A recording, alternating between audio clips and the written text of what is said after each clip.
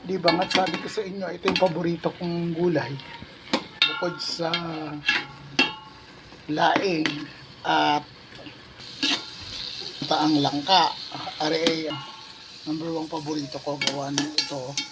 Hindi kailangan na maraming sahog. Kahit nga walang bagoong pwede ko. Chicharon lang okay na sa akin. So, ito na yung niluto ko dahil madali naman itong lutuin. Masarap pa. Okay na ba sa inyo ito? Ha?